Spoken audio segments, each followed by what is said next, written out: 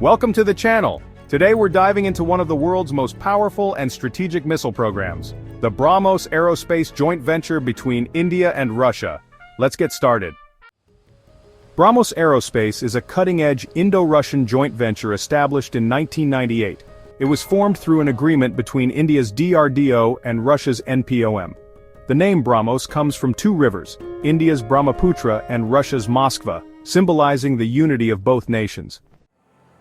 This joint venture is operated under BrahMos Aerospace Private Limited, where India holds a 50.5% stake and Russia owns 49.5%. It's a perfect example of international cooperation in defense technology.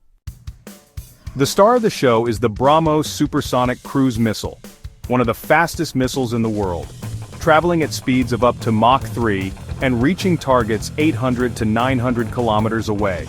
It can be launched from land, sea, air, and even submarines. Coming soon is the next-gen BrahMos-II hypersonic missile, with a mind-blowing speed of Mach 8 and a range of 1,500 kilometers. It's set to be a game-changer in modern warfare. BrahMos Aerospace has multiple production units across India, including Hyderabad, Thiruvananthapuram, and a new plant in Lucknow that will produce the compact BrahMos NG missiles.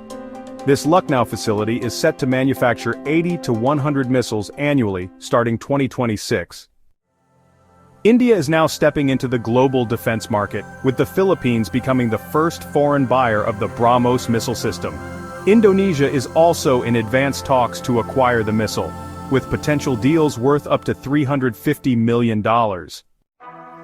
With its high-speed pinpoint accuracy and multi-platform deployment, the BrahMos missile significantly boosts India's defense power and global standing. If you found this video informative, don't forget to hit that like button. Subscribe to the channel and drop your thoughts in the comments.